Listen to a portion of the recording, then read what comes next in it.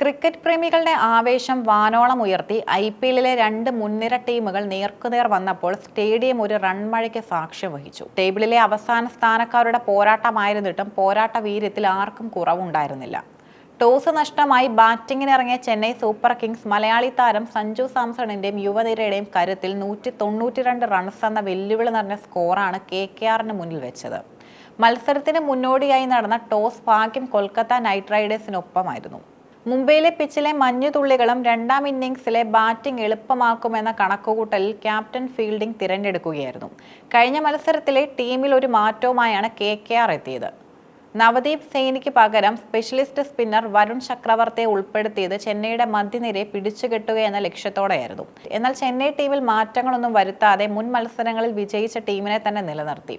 ചെന്നൈക്കായി captain ഋതുരാജും Sanju സാംസണുമാണ് innings open ചെയ്തത്. ഇന്നിംഗ്സിലെ ആദ്യ ഓവറിലെ ആദ്യ 3 പന്തുകളും മനോഹരമായ ബൗണ്ടറികളിലൂടെ അതിർത്തി കടത്തി സഞ്ജു തന്റെ വരവറിയിച്ചു. തന്റെ തനതായ ശൈലിയിൽ ലോഫ്റ്റഡ് ഡ്രൈവുകളും പുൾ ഷോട്ടുകളും കളിച്ച സഞ്ജു കൊൽക്കത്തയുടെ പേസർമാരെ സമ്മർദ്ദത്തിലാക്കി. എന്നാൽ മറുഭാഗത്ത് ഋതുരാജിന് ആ താളം കണ്ടെത്താനായില്ല. അനുകൂൽ റോയിയെ സ്വിപ്പ് ചെയ്യാനുള്ള ശ്രമത്തിനിടെ റോമാൻ പവലിന് ക്യാച്ച് നൽകി ഋതുരാജ് പുറത്തായതോടെ ചെന്നൈ ഒന്ന് പതറി. എന്നാൽ പിന്നീട് ക്രീസിലെത്തിയ യുവതാരം ആയുഷ് മാത്രയെ കൂട്ടുപിടിച്ച് സഞ്ജു ആക്രമണം തുടർന്നു. ചെന്നൈ ടീമിലെ യുവ കണ്ടെത്തലായ ആയുഷ് മാത്രെ ഭയമില്ലാതെയാണ് കൊൽക്കത്തയുടെ ബൗളർമാരെ നേരിട്ടത്. സഞ്ജുവിന് സിംഗിളുകൾ നൽകി സ്ട്രൈക്ക് കൈമാറ്റുന്നതിനൊപ്പം തന്നെ കിട്ടുന്ന പന്തുകൾ ഗ്യാലറിയിൽ എത്തിക്കാനും അദ്ദേഹത്തിന് കഴിഞ്ഞു. വെറും 17 പന്തിൽ നിന്നും 38 റൺസ് എടുത്ത ആയുഷ് ബാറ്റിംഗ് ചെന്നൈയുടെ സ്കോറിംഗ് നിരക്ക് കുത്തനെ ഉയർത്തി. പവർ പ്ലേ ഓവറുകൾ അവസാനിക്കുമ്പോൾ ചെന്നൈ ഒരു വിക്കറ്റ് നഷ്ടത്തിൽ 72 റൺസ് എന്ന ശക്തമായ നിലയുറപ്പിച്ചു. ഈ സീസണിലെ ചെന്നൈയുടെ ഏറ്റവും മികച്ച പവർ പ്ലേ സ്കോറുകളിൽ ഒന്നായിരുന്നു ഇത്. പവർ പ്ലേക്ക് ശേഷം കൊൽക്കത്തയുടെ സ്പിൻ ജോഡികളായ സുനിൽ നരൈനും വരുൺ ചക്രവർത്തിയും പന്തെറിയാൻ എത്തിയതോടെ ചെന്നൈയുടെ റൺ വേഗം കുറഞ്ഞു. വൈഭവ് അറോറ ആയുഷ് മാത്രയെ പുറത്താക്കിയതോടെ ചെന്നൈയുടെ സ്കോറിംഗ് നിരക്ക് വീണ്ടും ഇടിഞ്ഞു. ഒരു വശത്ത് സഞ്ജു നിലയുറപ്പിച്ചിരുന്നെങ്കിലും വിക്കറ്റുകൾക്കിടയിലെ ഓട്ടത്തിലും ബൗണ്ടറികൾ കണ്ടെത്തുന്നതിലും സ്പിന്നർമാർ തടസ്സം സൃഷ്ടിച്ചു. തുടർച്ചയായ രണ്ടാം മത്സരത്തിലും ചെന്നൈയുടെ ടോപ്പ് സ്കോററായ സഞ്ജു സാംസൺ 32 പന്തിൽ 48 റൺസ് എടുത്ത് അർദ്ധ സെഞ്ചുറിയോട് അടുക്കുകയായിരുന്നു.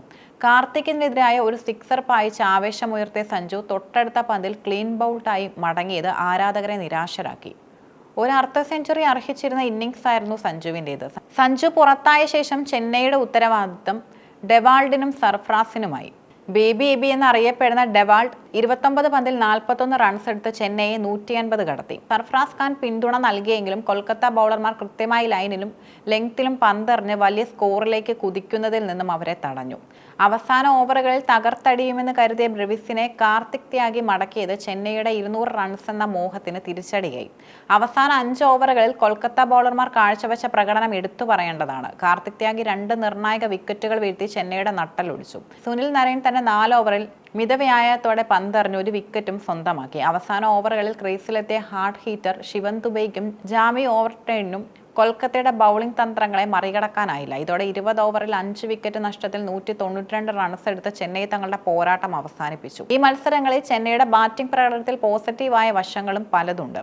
സഞ്ജു ചെന്നൈ ടീമിലെ വിശ്വസ്തനായ ബാറ്ററായി മാറിക്കഴിഞ്ഞു. ടീമിന് ആവശ്യമുള്ളപ്പോൾ വേഗത്തിൽ റൺസ് കണ്ടെത്താൻ അദ്ദേഹത്തിന് കഴിയുന്നു. ആയുഷ് മാത്രേ ബ്രെവിസ് തുടങ്ങിയ താരങ്ങൾക്ക് ലഭിക്കുന്ന അവസരങ്ങൾ മുതലാക്കുന്നത് ചെന്നൈയുടെ ഭാവിക്ക് ഗുണകരമാണ്. ടീമിലെ ഒരാൾ പോലും അർദ്ധ സെഞ്ചുറി നേടിയില്ലെങ്കിലും എല്ലാവരും ചെറിയ സംഭാവനകൾ നൽകിയത് വഴിയാണ് 192 എന്ന വലിയ സ്കോറിലേക്ക് എത്താൻ സാധിച്ചത്. കൊൽക്കത്തയെ സംബന്ധിച്ചിടത്തോളം മധ്യ ഓവറുകളിൽ വരുൺ ചക്രവർത്തിയും നരൈനും റൺസ് വിട്ടുകൊടുക്കാതെ എറിഞ്ഞതാണ് ചെന്നൈയെ 200 കടക്കാതെ പിടിച്ചു നിർത്തിയതും. 193 റൺസ് എന്നത് മുംബൈയിലെ സാഹചര്യത്തിൽ മറികടക്കാവുന്ന സ്കോറാണെങ്കിലും ചെന്നൈയുടെ ബൗളിംഗ് നിരയെ നേരിടുക എന്നത് കൊൽക്കത്ത ബാറ്റിംഗ് നിരയ്ക്ക് വലിയ വെല്ലുവിളിയാകും. IPL-ലെ ആവേശം നിലനിർത്തുന്ന പ്രകടനമാണ് ചെന്നൈ കാഴ്ചവെച്ചത്. സഞ്ജുവിന്റെ ബാറ്റിംഗും യുവതാരങ്ങളുടെ ആവേശവും മഞ്ഞപ്പടയുടെ ആരാധകർക്ക് വലിയ ആത്മവിശ്വാസം നൽകുന്നു. എന്നാൽ പവർ പ്ലേയിൽ ലഭിച്ച ആ തുടക്കം അവസാന ഓവറുകളിൽ മുതലാക്കാൻ കഴിയാതിരുന്നത് ചെന്നൈക്ക് വിനയാകുമോ എന്ന് കണ്ടറിയണം.